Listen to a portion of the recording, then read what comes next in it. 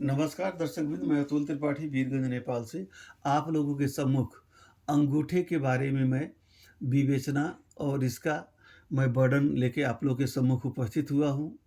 मैं यह बताना चाहूँगा कि अंगूठा अपने आप में अकेले सिर्फ अंगूठा ही मिल जाए किसी अच्छे पामिस्ट को तो अंगूठे से वो किसी भी व्यक्ति का भूत भविष्य वर्तमान सब कुछ निकाल सकता है।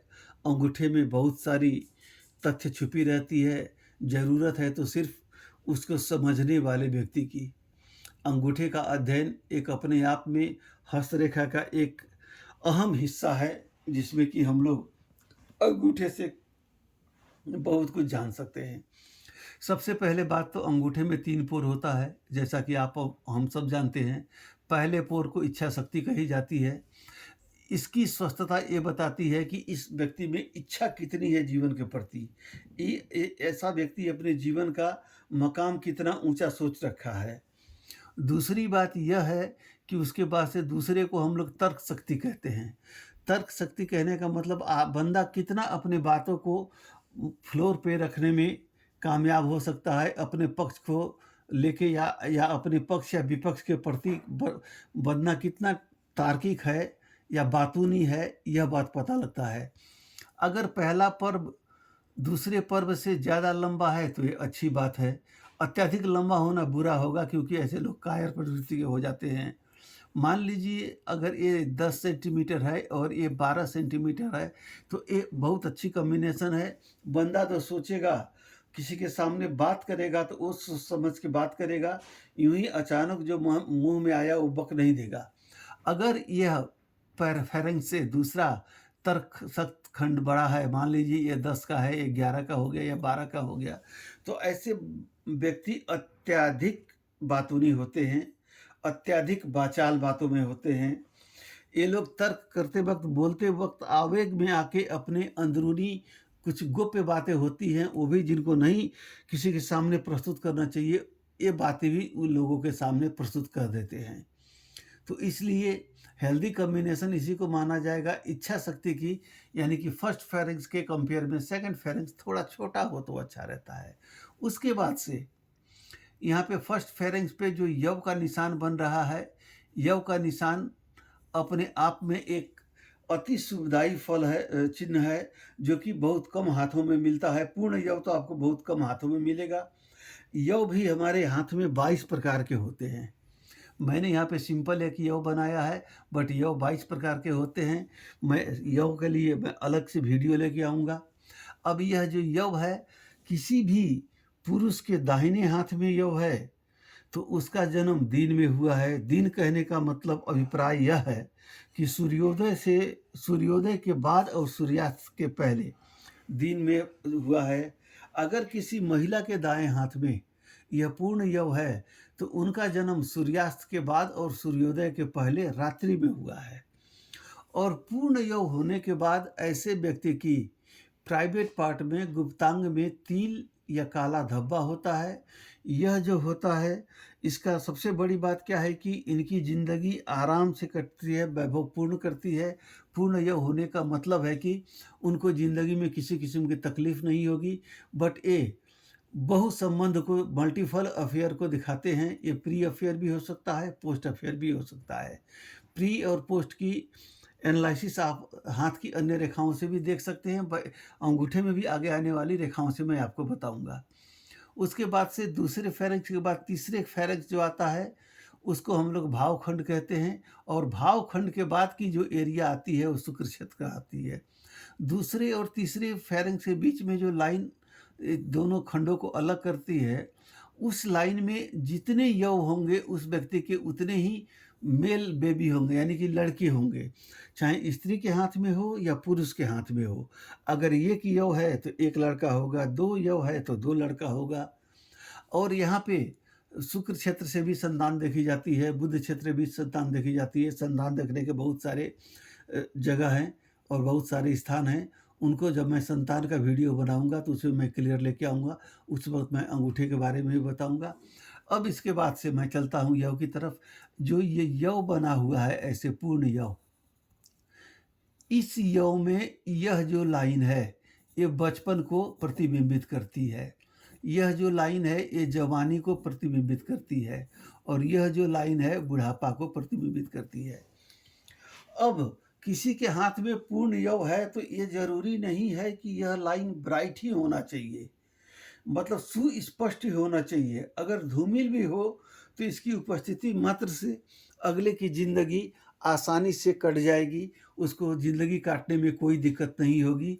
क्योंकि बचपन के लिए मान लीजिए तीनों लाइन में नीचे वाली लाइन काफ़ी मजबूत है, सुस्पष्ट है, बाकी 2 लाइन धूमिल है, तो बचपन इसका अच्छा कटेगा। जवानी की लाइन टूटी-फूटी है या लहरदार है, तो इसको अपने जवानी में जब अपने सर पे ये ज़िम्मेवारी उठाएगा, तो ज़िम्मेवारी में इसको उतार-चढ़ाव काफ़ी देखने को मिलेगा, तकलीफ़ों का सामना करना पड़ेगा। अगर बुढ़ापे का लाइन स्पष्ट है, तो ऐसे व्यक्ति का बुढ़ापा काफ़ी अच्छा जाएगा। और एक बात मैं और बताऊँ, मान लीजिए पहली लाइन अच्छी है, तो आपको हाथ अगर किसी का देख रहे हैं और जातक के यव का पहला लाइन ऊपर का जो पोर्शन है ये अच्छा है, काफ़ी अच्छा है, तो उसकी जीवन रेखा जो हाथ में ऐसे होती है, जीवन रेखा में देखिए बाल्य अवस्था यानी कि 22 वर्ष की अवस्था तक में 3 लाइन को आप 30 या 90 कर दीजिए, 30 हुआ, 30 में से और 1 साल 5-7 साल 22 वर्ष की उम्र तक में उसके हाथ में जो शुभ चिन्ह होंगे, जैसे त्रिभुज के चिन्ह हुए मकान के लिए या स्क्वायर के चिन्ह हुए ज़मीन के लिए, ऐसे जो शुभ चिन्ह होंगे, उसके बचपन में उसके माँ-बाप को इसकी फल प्राप्ति होगी।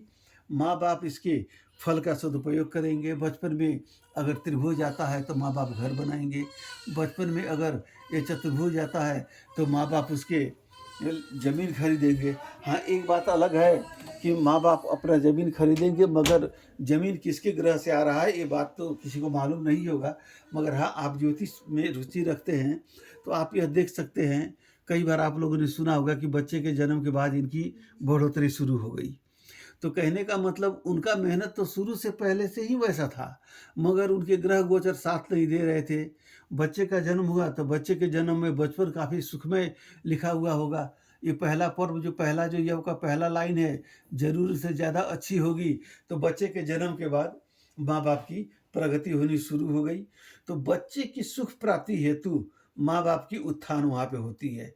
इसीलिए कभी-कभार ग्रह अगर देखा जाता है कि हाँ, दोनों इस बंदे का ग्रह खराब है, ये कहीं से भी अगर आगे बढ़ने वाला नहीं है, प्रॉब्लम ज़्यादा आ रही है, तो ऐसी स्थिति में जो विद्वानगण होते हैं कहते हैं कि आप एक बच्चे का प्लान कर लीजिए, या शादी नहीं हुई है तो आप शादी कर लीजिए। शादी के बाद में पत्नी की स्थान आएगी, उससे भी कुछ फ़र्क पड़ेगा। इसके बाद से अब मैं चलता हूँ दूसरे पर्व में, जो पहला ये यव है, इसको फल रेखा भी कहा जाता है। मैंने 1 नंबर से दिखाया है। ये फल रेखा जो होता है, फल रेखा में जो ए साइड है ये आपका अपना हुआ, बी साइड हुआ पत्नी का हुआ। तो अवयव की स्थिति देख के आपको शादी के बाद कैसी स्थिति रहेगी आप आकलन कर सकते हैं। अब चलते हैं दूसरे लाइन पे। दूसरे लाइन को हम लोग मधुरा रेखा कहते हैं। यह जो है, यह लाइन अच्छा है तो इसकी फल तो उतना अच्छा नहीं कहा जाएगा, क्योंकि ये अनैतिक संबंध को ज़्यादा बढ़ावा देता है। इस तर्क क्षेत्र में आने वाले जितने भी लाइन है, एकाध को छोड़कर बाकी सारे लाइन अशुभ फलदायी ही होते हैं। लेकिन जो रसिक होगा उसके लिए तो अशुभ नहीं कहा, शुभ ही कहा जाएगा। तो ये मधुरा रेखा जो होती है वो समझिए आपको मल्टीपल अफेयर देगी। तीसरी नंबर की जो लाइन है उसको मंदरा रेखा कहा जाता है। ये 3 नंबर की जो रेखा अगर स्पष्ट है तो ऐसे व्यक्ति ज़िंदगी में अत्यधिक भ्रमण करते हैं। इसकी सपोर्टिंग लाइन अगर आप बता रहे हैं आप यात्रा करेंगे, तो इसकी सपोर्टिंग लाइन जो ये जीवन रेखा होती है, जीवन रेखा से एक शाखा निकल कर शुक्र पर्वत की तरफ जाती है। तो ऐसे व्यक्ति अपने देश के अंदर में ज़रूरत से ज़्यादा यात्राएं करते हैं। अगर यहाँ से एक रेखा निकल कर केतु पर्वत पे जाए या चंद्र पर्वत पे जाए, तो ऐसे व्यक्ति विदेश की यात्रा करते हैं। अब टाइमिंग फैक्टर का कैलकुलेशन मैं दूसरे वीडियो में बताऊंगा। तो 3 नंबर की लाइन जो है मंदरा रेखा से आपको यात्रा के बारे में जानकारी होती है। 4 नंबर की लाइन को हम लोग मन रेखा कहते हैं, यानी कि इच्छा की रेखा है। ये इच्छा शक्ति में इच्छा का रेखा होना, कहने का मतलब अगर आपकी मतलब व्यवहार में कितना पवित्रता है और कितने आप इल्लीगल रिलेशन की तरफ आप अट्रैक्ट होंगे, उस लाइन की प्रेजेंस बताती है। अगर ये लाइन नहीं है तो आप कैरेक्टर के अच्छे होंगे, ये लाइन है तो आपकी भी मल्टीपल अपीयर होने की चांसेस है। 5 नंबर के लाइन को हम लोग रति रेखा या मोहनी रेखा कहते हैं। यह रेखा होने वाले व्यक्ति चाहे महिला हो या पुरुष हो, उसका ऐसे लोगों का, इस रति रेखा वाले लोगों का किसी भी अपोजिट सेक्स की तरफ जो इनका झुकाव होता है, सिर्फ सेक्सुअल रिलेशन के लिए, सेक्सुअल सेटिस्फेक्शन के लिए ही इन लोगों का अटैचमेंट होता है। वहाँ पे लव अफेयर नाम की कोई चीज़ नहीं होती, प्रेम कोई नहीं होता है। जो प्रेम होता है वो वासनात्मक प्रेम होता है। इसलिए ऐसे लाइन्स को हम लोग अच्छा नहीं कहेंगे। ये रति रेखा का मतलब या मोहिनी रेखा का मतलब हुआ आपके हाथ में है, तो आप किसी से भी अगर जुड़ते हैं तो सिर्फ only for sexual desire fulfilment के लिए जुड़ते हैं। अगर यहाँ पे यव है तो ऐसे लोग वेश्यागामी भी होते हैं। व ऐसे अगर लेडीज़ है तो वो मतलब जिस्म फरोशी के धंधे में लिप्त पाई जाएगी। और ऐसे लोगों से संपर्क होने वाले लोगों को भी ज़्यादातर बीमारियां होती हैं। ये लोग बीमारियों से ग्रस्त होते हैं या मरीजों से ही इन लोगों का, सेक्सुअली अनफिट लोगों से ही इनका मतलब संबंध बन जाता है। तो यव का यहाँ पे निशान कोई अच्छा नहीं माना जाता है। उसके बाद से 6 नंबर का जो लाइन है, 6 नंबर के लाइन को हम लोग वज्र रेखा कहते हैं। ये जो वज्र रेखा है, ये लाइन जो है 6 नंबर का वज्र रेखा, यह उसी के हाथ में होगी जिसका शुक्र पर्वत उच्च होगा। अगर कुंडली आप देखते हैं तो कुंडली में शुक्र स्थान पर सुसज्जित होगा, या तो वो क्या बोलते हैं मालव्य महायोग बनाएगा, या शुक्र उच्च का होगा, या शुक्र जहाँ पर भी होगा अच्छे घर में होगा, अच्छे ग्रहों से ये मतलब प्रेरित होगा। और यह शुक्र रेखा अच्छा होने वाले व्यक्ति को, यह रेखा होने वाले व्यक्ति की लाइफ अत्यधिक मतलब अत्यधिक विलासितापूर्ण होती है। जीवन की हर खुशी वैभव सब इनको मिलता है। उसके बाद से 8वें नंबर का जो रेखा है, इसको केसर रेखा कहते हैं। केसर रेखा जो है, केसर रेखा भी धन को देने के धनदायक रेखा है, धन प्रतिष्ठा देता है। मगर अगर इस केसर रेखा अगर टूटा फूटा है, टेढ़ा मेढ़ा है, तो थोड़ा सा ये मेंटल वीकनेस देगा। ऐसे लोग ज़्यादा नहीं सोच सकते हैं। और 9 नंबर के लाइन को हम लोग अमंगल रेखा कहते हैं। इसको रिपु रेखा कहा जाता है। ये अमंगल रेखा है।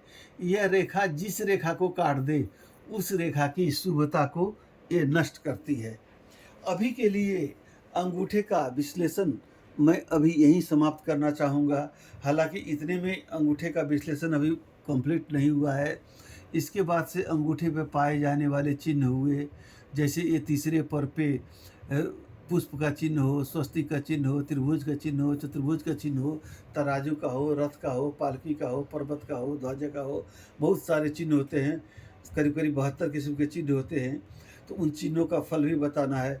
तो इन सब बातों को लेके मैं दूसरे खंड में, मैं दूसरा जब वीडियो बनाऊंगा तो अंगूठे बनाऊंगा। इसके बाद से मैं आप लोगों को यव के बारे में, कितने प्रकार की यव होती है, इसका मैं दूसरा वीडियो जल्द लेके आऊँगा। और तब तक के लिए मुझे आज्ञा दें। और मैं पुनः एक बार आप लोगों से रिक्वेस्ट करूंगा, आप लोग मेरे चैनल को लाइक और सब्सक्राइब करें, तथा आप मुझ पर सदैव अपना स्नेह बनाए रखें। अभी के लिए इतना ही। आपका दिन शुभ हो। धन्यवाद।